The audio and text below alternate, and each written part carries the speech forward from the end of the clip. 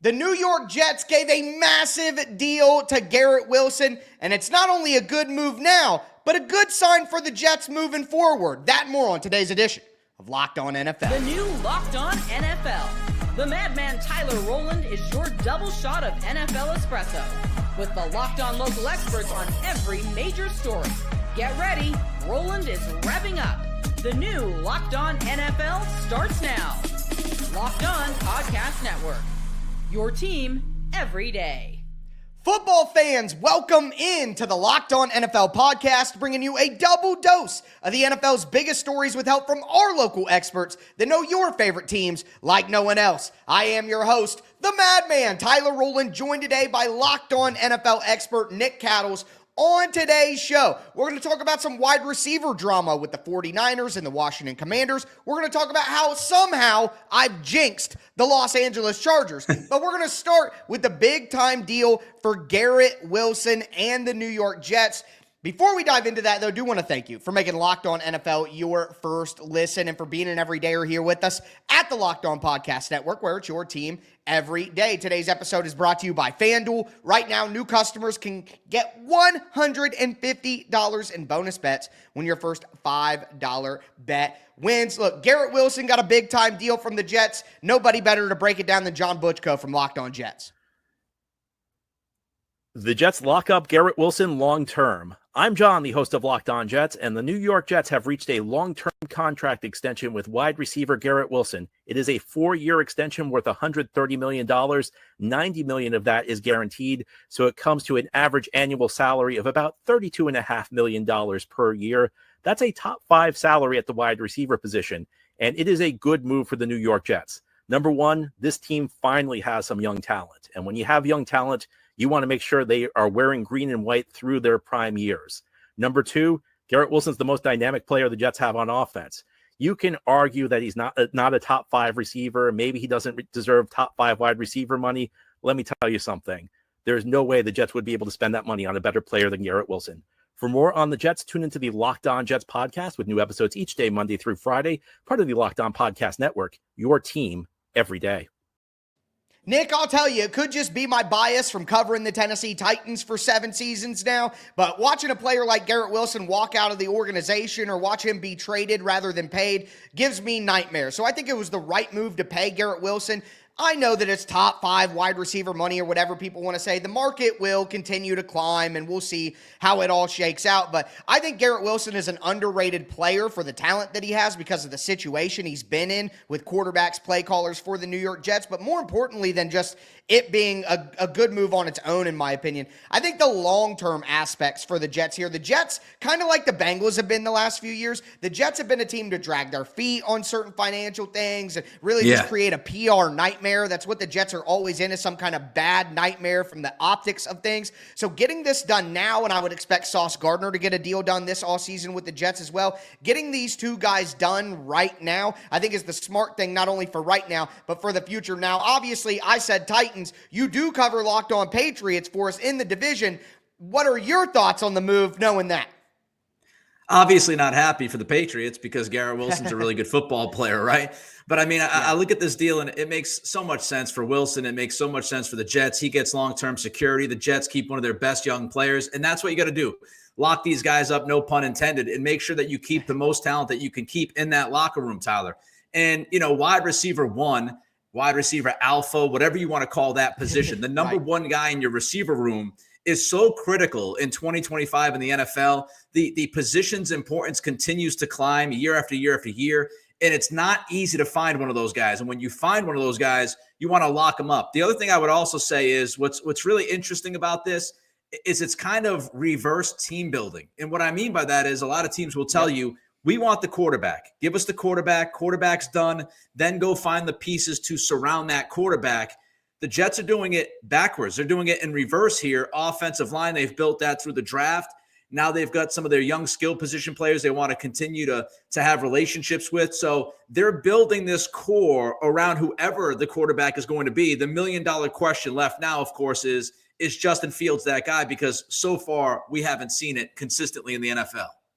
No, you're 100% right. Justin Fields is the question for them going forward for this season, but I also like the point that you're making about the overall team building. I think we've seen there are two main paths to building a championship in the NFL. You get your quarterback right away, like, the Cincinnati Bengals, and then you build off of that. You get your Joe Burrow number one, and then you build from there. Or we've seen it with other teams where you build up the entire organization, which obviously I covered the Tennessee Titans, so that's what I'm most familiar with. But the Titans, Marcus Mariota wasn't good enough. They slide in Ryan Tannehill, and now they had success for a couple of seasons in a row because they built up the roster around. If you're the Jets, we can't know what Justin Fields is going to be this year. You can't know that for sure. So look at it as, hey, we're just going to continue building up the roster, and things happen quickly in the NFL. That's why teams don't tank in the NFL, because it can happen overnight. You can get your Jaden Daniels, and next thing you know, you're a constant contender. The Jets, as long as they keep building up the talent around him, whether Fields works out or not, it's still the smart way to build it while you're kind of in limbo. But with Justin Fields,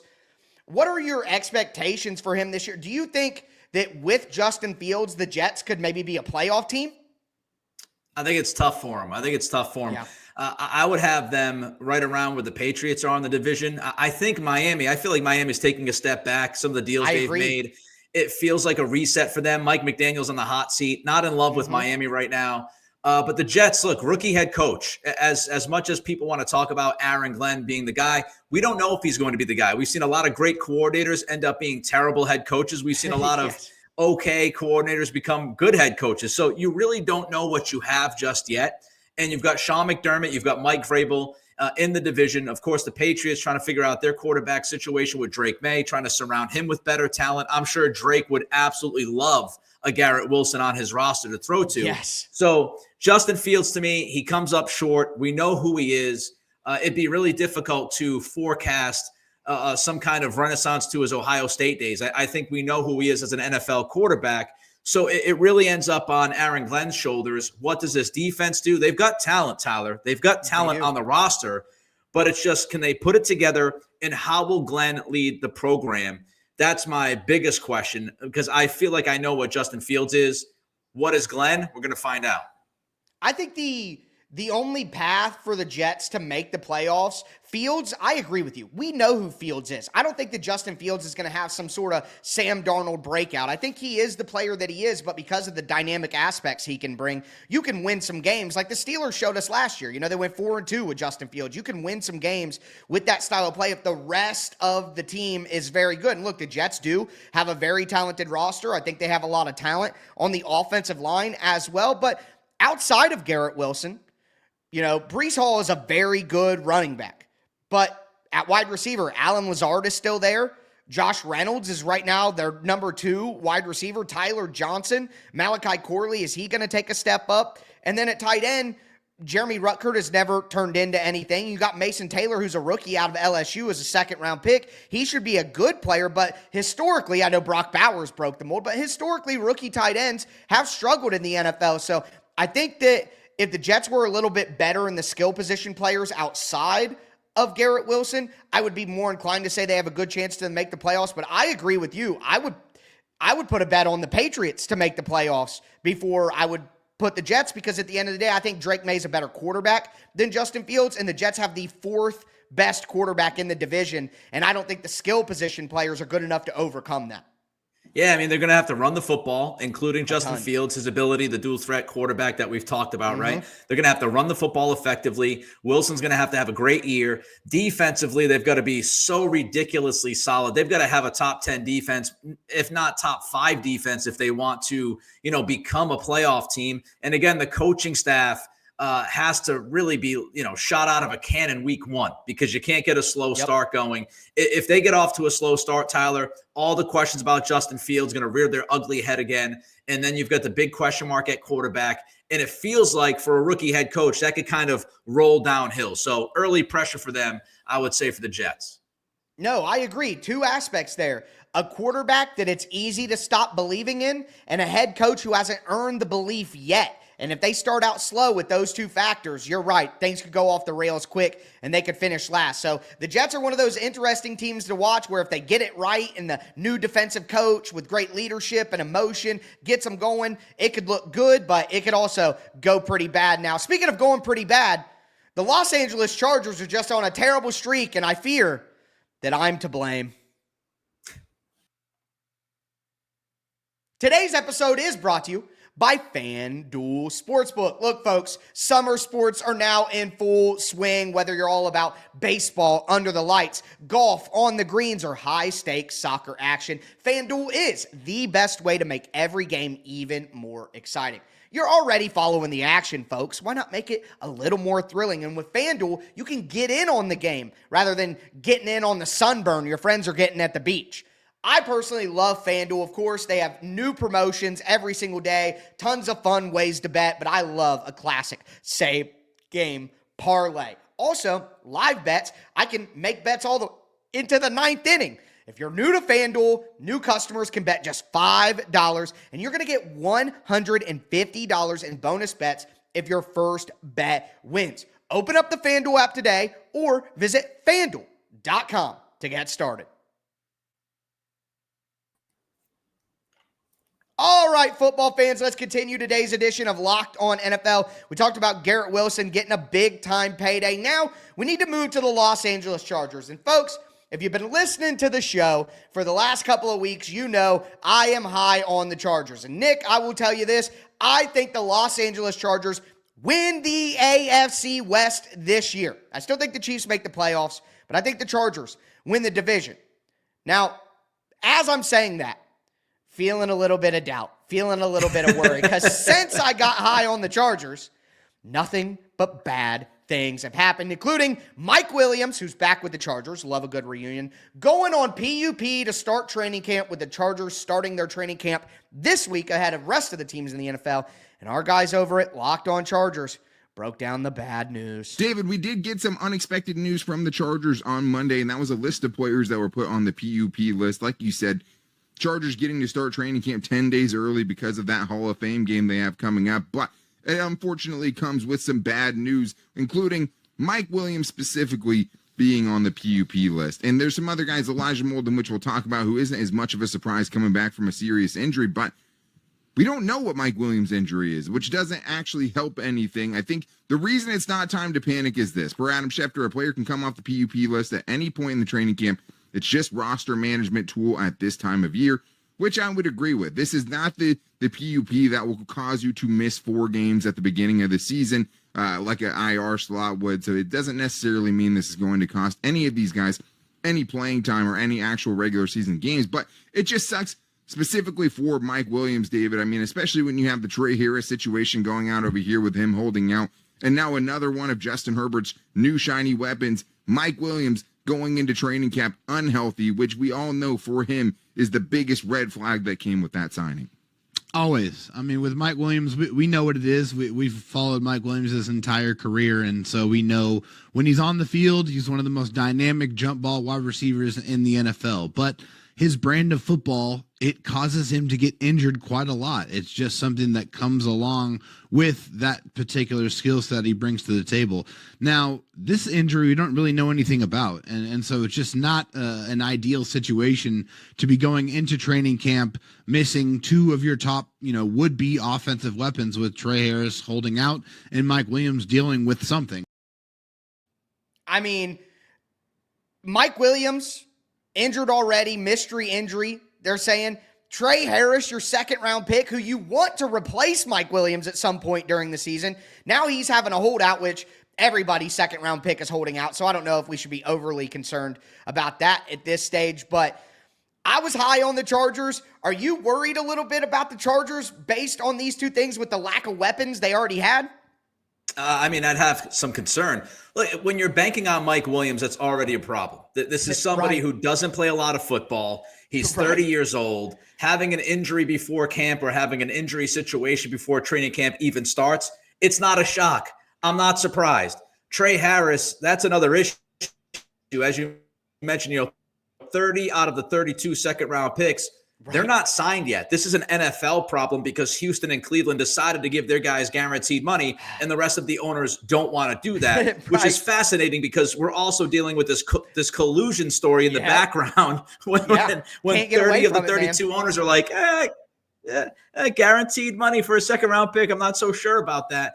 Right. Look, Lad McConkey or bust. I don't know. It feels that way. Quentin Johnson is a guy who hasn't given them consistency, has had trouble with drops. And it feels like to me, Tyler, I know you have high expectations for this team, but this is a huge season for Herbert because, all the talent in the world, we've talked a lot about him in the past, but then he goes out there and has an absolute stinker in the playoffs, gives his team no chance to win that football game. This is now year 2 of Jim Harbaugh. It feels like they've got to get it right this season. If not, I mean, what do we think about Herbert's future? What do we think about, can he be that guy in the playoffs? And so the more weapons, the better, the less, not so much.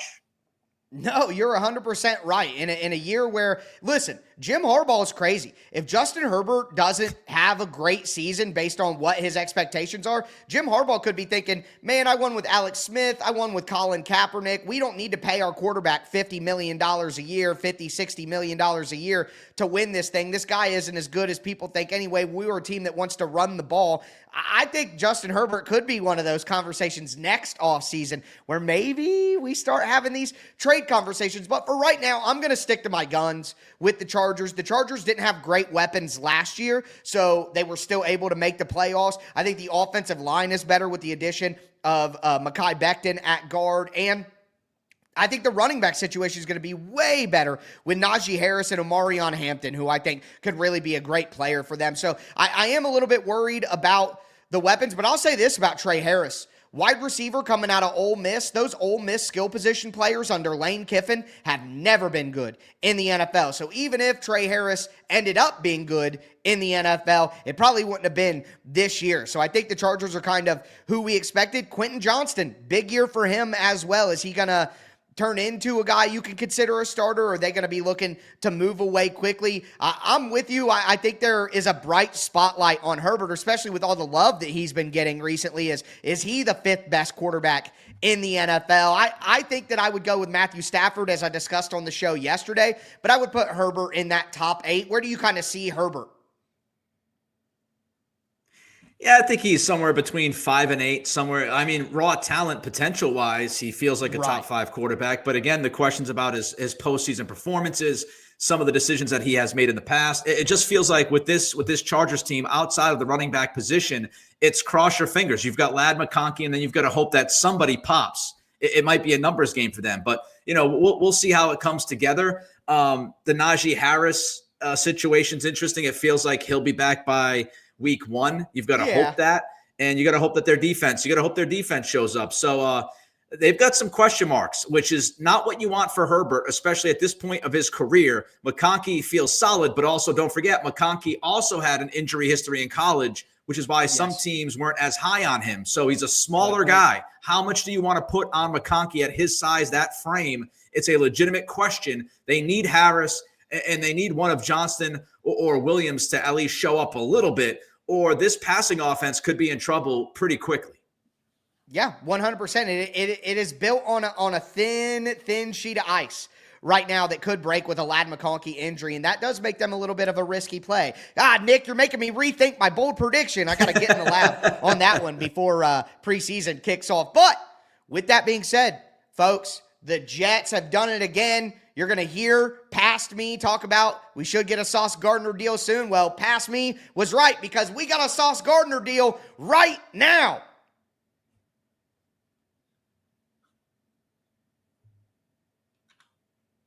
All right, football fans, let's cap off today's edition of Locked On NFL. We talked about Garrett Wilson getting a big-time deal. We talked about concern with the Chargers' recent news. But now we got another big-time deal from the New York Jets. We'll talk about some Juwan Jennings and some Terry McLaurin here in a second. There's so much going on now as training camp sits a week away for most teams. But the Jets got it done. This was what I was talking about, that this could be good for the future. Sauce Gardner, 4 years, $120 million, $30 million per season, the highest paid cornerback in the NFL.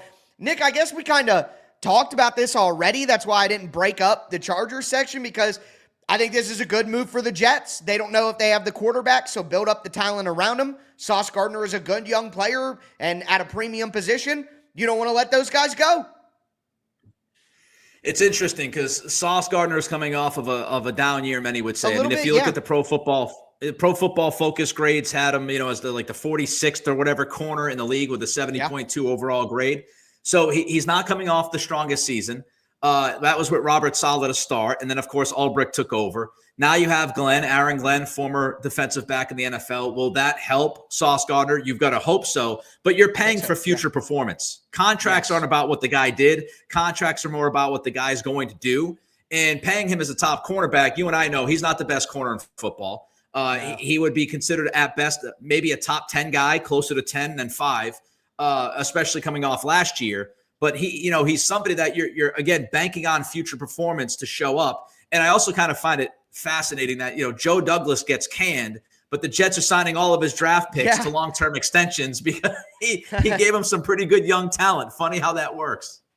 Yeah, it's funny how the mistakes that you make can just so outweigh all the good. I agree. Joe Douglas had some pretty good drafts. He's put together some good rosters that I think were held back by coaching and quarterback play, but ultimately coaching and quarterback is on his list as well. So, if you get all your side ingredients right, but you buy a crap cut of steak, the dinner might not be very impressive to most people. And that's what failed Joe Douglas. But, I'm with you there that he may not be the top corner. I think he'd be closer to 5, in my personal opinion, than to 10. But we're really splitting hairs at that point at the cornerback position. But you're right. I would not have him at the top at this point after the year that he had last year. Derek Stingley, Pat Surtain, I think are all guys who deserve to be over him, and we can make other arguments as well. But overall, I think the Jets are doing the right thing by bringing these guys back. Now, need to move to a team that's been much more successful than the New York Jets, who are having their own problems and might be kind of falling apart, and it's the San Francisco 49ers. Juwan Jennings has the either pay me more money or trade me somewhere. San Francisco's already bringing Brandon Ayuk back off a big injury. Ricky Pearsall was a rookie. He was solid, but I don't know about first-round pick. I thought that was a little high for Pearsall last year. If Juwan Jennings weren't involved in the equation and you just traded Deebo Samuel, I just feel like with San Francisco, everybody expects them to bounce back from the 6-11 season, but I feel like their roster has deteriorated a little bit from the talent level it was at a couple of years ago, and that could make a big, big difference. There are just lots of questions. Ayuk, when's he going to come back? How's he going to look? Is he going to stick with the program? Because all of this extracurricular stuff that happens with Ayuk, you never know. Right around the corner, he could be mad at Kyle Shanahan, and then you've got an issue on your hands. You mentioned Pearsall, dude got shot before the season, literally shot last year. And, he's got to step up big because now Ayuk's a question. As you mentioned, Debo's gone. Kittle's 31 years old. Run CMC, injury history. Can he stay healthy? Yeah. He ain't getting any younger. We're not getting any younger. None of us are. So how much can you depend on him? I feel like Juwan Jennings is more a 2 than a 1. And that might even be high if you say 2A. Yeah, right. So that's a question mark. Trent Williams is fantastic, but he's also getting closer to 100 years old. So what is that left tackle going to look like? So they've got a lot of questions. And maybe the biggest question of all, Tyler, is Brock Purdy the guy, which is pretty interesting because they paid him all the money. But man, oh man, he seems like somebody that has to have everything perfect around him to get the most out of an offense. And now, on paper at least, there's not a lot that seems to be close to perfect surrounding him. So how is he going to respond? Can he up his level of play? And can he get other guys to be better? That's a big question to me still to this day, even though he's been the starting quarterback now for a few years for them.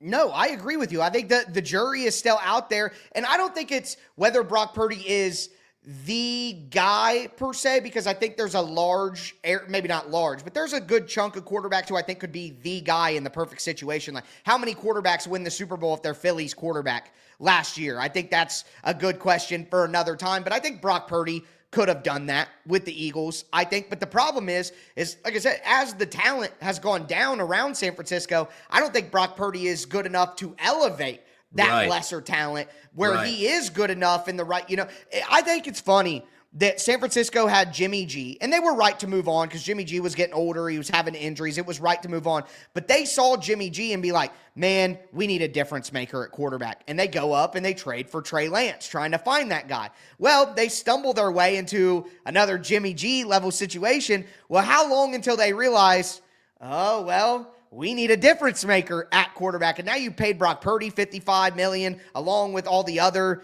conversations that we just had of losses. I just think they can't afford to lose Juwan Jennings. And to say that, I don't think you're a very good football team. So I'm No. not as convinced that San Francisco has this major jump back season.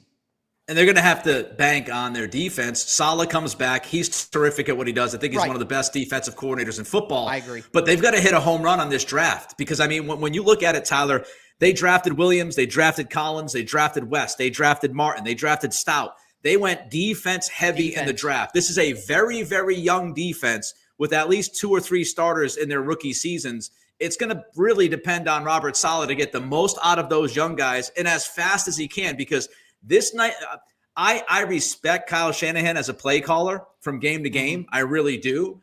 But I don't know if this offense, with all of these questions, is going to be as good as it's been in the past with Shanahan, which means that defense is going to have to step up and they're going to have to get contributions from a lot of young guys. And I'm talking about significant contributions. And I'm not even talking about Lenore, who got arrested on obstruction. That's probably not going to be an issue until later in the year or next season because – the system drags along a little bit, but you have his off the field stuff. So there's a lot of questions hovering over this team right now. And man, they need Purdy to play really good football and they need Saleh to be excellent and get a lot out of those young cats. Yeah, I think that they'll be better than 6-11 this year, but I'm not certain if they're necessarily good enough to jump back to 10-7 instead. They have a lot of talent and I do like Kyle Shanahan as a play caller and as a coach, but they're just in a tough spot right now with having to pay Purdy and then the roster talent going down. It's kind of both those things are going in the opposite direction of what would be ideal. And also, I'll say this, I guess we are part of the media. I am spinning a media narrative to get Kyle Shanahan fired so he can come be the coach of the Tennessee Titans next year after they get rid of Brian Callahan. Let's get that going. It's Shanahan. He's the problem. Fire him. We need change. But all jokes aside, speaking of change, Terry McLaurin is the last guy that I want to mention here because he did an interview recently where he was saying things have not gone well. He hasn't heard from the Commanders in over a month. Terry McLaurin is going to be 30, but he's been very, very consistent. If you were a team like the New England Patriots, who you said earlier, Drake May needs a number 1. I would say the team that I cover. I don't try to do too much home cooking here on the show. We talk about the NFL. But at the same time, there are teams like the Patriots who probably would be a prime team to trade for Terry McLaurin. From your standpoint, would you be interested in that for the Patriots? And overall, do you think the Commanders would be dumb to give up McLaurin with what they've had with Jaden Daniels? If I'm the Commanders, I'm not giving him up. I mean, you've got Daniels, and I think McLaurin is a very good receiver. Yes. I worked in Virginia Beach for a few years, so I watched Washington a little bit more than some other people might have. I think, the quarterback play for him was detrimental. He had a ton of just bad quarterbacks throwing him the football. Yep. And then as soon as Jaden Daniels comes into the league, McLaurin has his best season. So I would do everything I could. If I'm Washington, I would do everything I could. We talked about having a true legitimate number 1 receiver. Some might say McLaurin's a 2. I think he's good enough to be a 1. And, I think when you have one of those guys, especially when you have a young quarterback, Tyler, you've got to do everything you can to keep that guy on the roster. And if I'm the Patriots, I would certainly be interested. I'd be kicking the tires. I'd be making phone calls. I'd be sending them, edible arrangements. I'd be doing whatever I could to see if I could pry him from Washington. I wouldn't overpay and go crazy because he's 30, 31 years old. So I wouldn't go too nuts. But, man, if I'm the Commanders, I got to keep that guy on my team. Yeah, and that's why I don't think it won't make sense for the Commanders to trade him because of his age. They won't get the kind of return that, the Titans got a first round pick or the Eagles gave up a first round pick for A.J. Brown. We've seen DK Metcalf go for a 2 and a 3 because he's 27 years old. I think with Terry McLaurin, even though he's really good, with having to pay him, if he was already on a contract that was reasonable, you could probably get a 2nd or a 3rd. But I think with having to pay him and his age, they probably won't get enough back to justify it. And let's be honest, as football fans, I don't want to see Terry McLaurin leave Jaden Daniels after we got that last year. Why would I want to see that now? No, keep those guys together. That makes the most sense. But with that being said, that is going to do it for today's edition of Locked On NFL. Again, I am your host, the Madman Tyler Rowland, with my co-host, Locked On NFL expert Nick Cattles. Thank you guys so much for tuning in. And as I tell you every episode, stay safe out there.